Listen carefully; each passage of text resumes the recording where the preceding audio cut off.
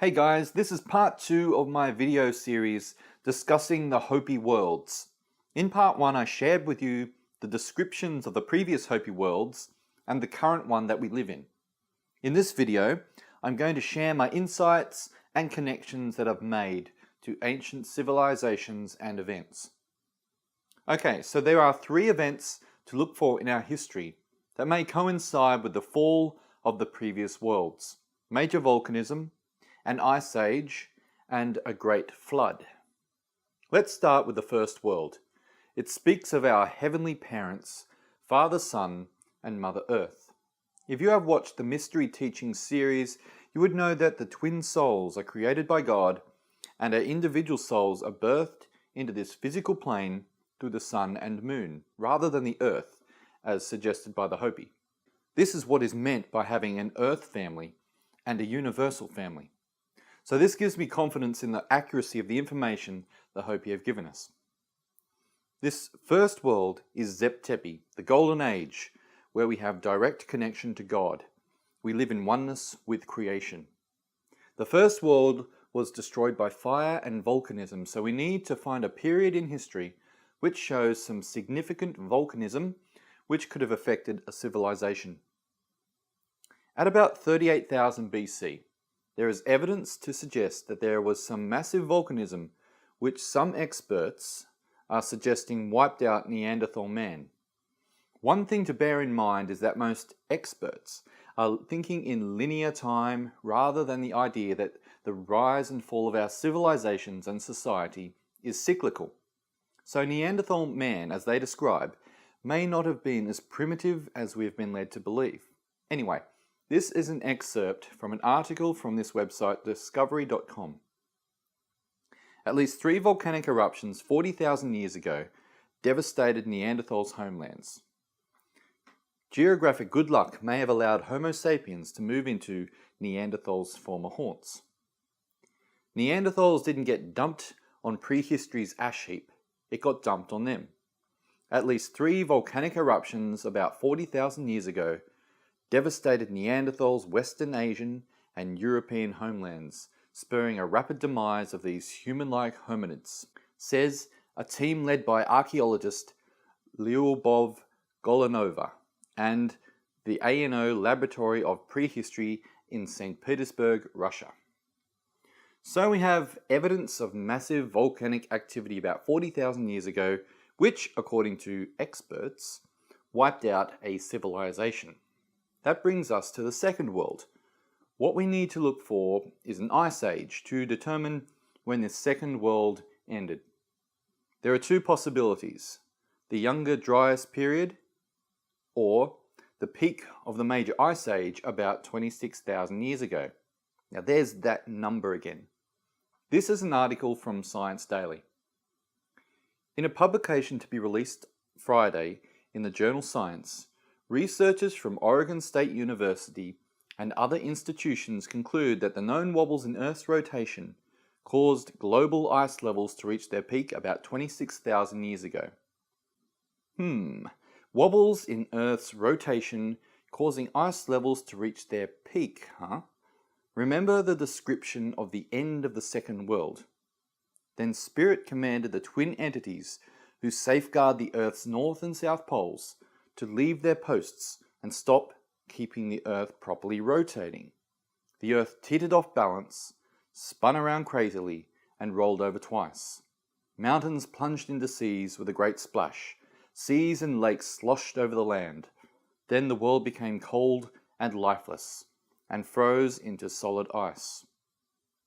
Modern science tries to explain that these massive changes in the Earth's climate take thousands of years, if not tens of thousands of years. The description of the end of the Hopi First and Second Worlds seems to suggest a much more rapid and dramatic change. So now we have evidence to suggest major events of fire and ice occurred approximately 40,000 and 26,000 years ago. Let's move on to the Hopi Third World. The description talks about aerial warfare. When I first read this, I was immediately reminded of the stories of the Vimana of Hindu mythology and the great battles in the sky. It might be worth noting that the Kama Sutra also comes from India, as there is a strong reference to the misuse of sex in the description of the third world. According to the Hopi, the third world was destroyed by flood. Does that sound familiar? There are many flood myths throughout different cultures.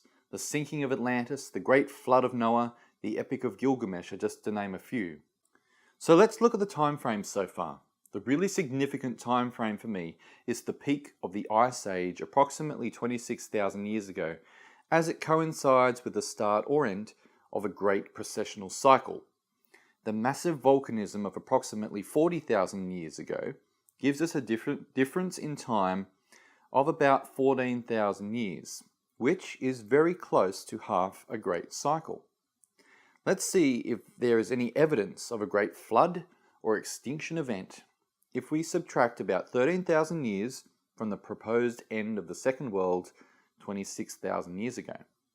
Just Googling 13,000 years ago brings up a plethora of information regarding a short period of unusually increased temperatures, followed by the Younger Dryas period, or Mini Ice Age, which is said to be responsible for the great extinction of various North American megafauna like mammoths and giant sloths. There is also evidence of extreme heat, which formed melt glass and tektite on 3 different continents: North America, Australasia, and the Middle East. This melt glass forms at temperatures of 1700 to 2200 degrees Celsius. Now imagine what this type of heat could do to perhaps a massive ice sheet like the Arctic or Antarctic. The theory is an asteroid or comet exploded above and impacted the Earth.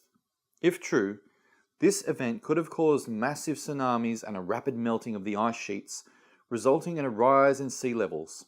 Remember, the description of the end of the second world of Earth being frozen solid.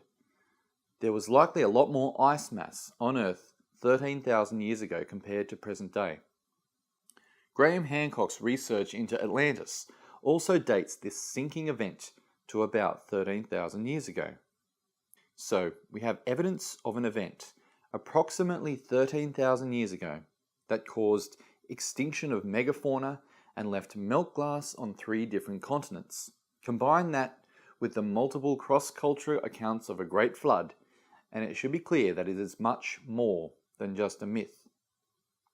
That gives us 3 periods in time which match the description of the 3 previous Hopi worlds, each separated by about 13,000 years, or half a great cycle. Whatever causes the rise and fall of our civilization is divinely designed. Here we are at the beginning of the great cycle of the ages, about to enter the 5th world. It can't be coincidence that these worlds seem to be timed to the precession of the equinox. The ancient Egyptians left us messages encoded in the design and location of the pyramids and Sphinx. The indigenous cultures of the world tell us to watch for the messages in the sky, the waters, and the earth. The time of great change is upon us. Now, as the Hopi say, the way through this time is said to be found in our hearts and reuniting with our spiritual self, getting simple and returning to living with and upon the earth in harmony with her creatures, remembering we are the caretakers, the fire keepers of the spirit. Catch you later, guys.